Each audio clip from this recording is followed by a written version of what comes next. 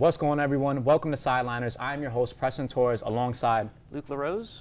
And today we're talking about baseball, football, potentially basketball if we get to it. But I want to start off with the 18-inning game, the game that everyone has been talking about, heard about, and if you haven't, you're going to hear about it now. I want to start off with a big question. Do you believe that this game has been one of the greater games postseason in the last decade? I mean, there's been two 18-inning games in the World Series, and this one has to be up there. 11 combined runs, 18 innings, everything happened. Ohtani hit a couple home runs. I mean, if you want to watch baseball, that is baseball. Yeah, well, definitely. This is the game. A game like this is what baseball fans live for. You know, this is the game that has us having goosebumps. Our hairs are up, you know. This is something that we always look forward to. And it was a close game. It was actually a 7-hour long game. So that's a really long game. You know, it was neck and neck up until the 7th inning. And then after that, it was like, all right, who's going to score? Who's going to hit a bomb? Who's going to get in a RBI? What's going to happen? So I know it definitely had me pacing back and forth. You know, I was on the phone with my cousin, yo, this game is still going on. And it was 2 a.m., you know, 3 a.m. And what's going to happen? You know, it was definitely exciting. It was one of the better games.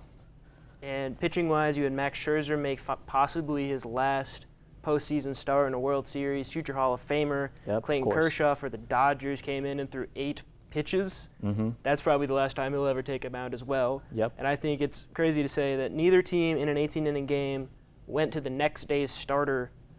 The Blue Jays were able to save Bieber for the next day. Ohtani pitched the next day. He didn't have to go in. Mm-hmm. And so it was a masterclass of how they handled their starters to navigate 18 innings. Yeah, of course. The bullpen definitely stepped up. And speaking on the pitchers, did you know that there was a combined 19 pitchers used that game? Yeah, looking at it, there is a lot. There were a couple starters, but they were able to get a couple days rest, and that's huge. No one, potentially when it goes 18 innings, they like to use the starter for the next day, but they weren't able to do that. I think crucially, the Dodgers were able to use Klein for 4 innings to close that one out. Yeah, that was big. You know, 609 pitches thrown. So I actually want to speak on Shohei. You know, Shohei broke a record during this game. He got on base 9 times. He played good. You know, he hit 2 home runs. But I want to talk about what's bothering me, what's getting me upset. The intentional walks. In baseball, I don't like that there's intentional walks. In football, let's say if you're the defensive coordinator and you're going against a star like Patrick Mahomes, a star like Josh Allen, a star like Lamar Jackson, you can't just take out that player. You need to come up with a game plan to prevent them from performing at their best. So the fact that he got walked 4 to 5 times, it bothers me. And I'll go as far to say the MLB has to change that rule because it's not real baseball. Because Shohei played an amazing game. He got a lot of credit for that game. And I for sure know 100% if they weren't walking him, he would have been closed out that game and it would have never been an 18-inning game. I mean, that's part of the strategy for baseball. I'm a bit of a baseball purist. I can understand where you're coming from. Yeah. But when you're the best player in the league, you're going to get intentionally walked. It happened to Barry Bonds. Happens to Aaron Judge right now. It's happening to Ohtani. That's part of the strategy of baseball. If you get Ohtani out, Mookie Betts struggled, only had 1 hit in 8 at-bats. They would have much rather faced Mookie Betts than they would have Shohei Ohtani. Yeah, that's true. Mookie Betts, he does have to, he needs to step up. Let's talk about how the game ended. You know, 18th inning, big Freddie Freeman, he comes up big, hits a home run right down the center. That was a big play for him to step up. You know, he's getting older now. He didn't have the best game. He went 2 for 8, I believe, 2 for 7, one of those. But he was able to come up big and hit the home run and end off the game. So I want to give him credit for that. That was definitely good on his part. Freddie Freeman, another future Hall of Famer on this Dodgers team that's loaded. And the question is now, if he wins this will be his 2nd World Series with the Dodgers. He's got 1 with the Braves. What team is on his plaque in Cooperstown? Is he a Dodger or is he a Brave? I mean, I think he's had a great run with the Dodgers. I would have to say it would be the Dodgers. You know, he left the Braves. You know, it's different for him now, but he deserves credit in both spots. I would say, isn't it rare to have both jerseys, you know, retired? So when you go into the Hall of Fame at Cooperstown, it's, you know, the plaque of their face. Yeah, the plaque, There's one team's hat is going to be it. The player gets to choose the hat. Yeah. I think it'll also be the Dodgers. Yeah. The Braves will probably Has retire to. his number, but I think he's going in the Hall of Fame as a Dodger. Yeah. I think it'll be the Dodgers as well. 100%. And so, up next, you want to talk about some football? Yeah, let's talk about some football. Let's talk about the New York Giants. You know, I feel like the Giants are definitely going to struggle a lot more. You have Cam Scatterbull. He's out with the ankle injury. What are your thoughts on that? How do you think the Giants are going to be able to bounce back? And do you think the Giants are going to be able to make it to the playoffs without a big-time player like that?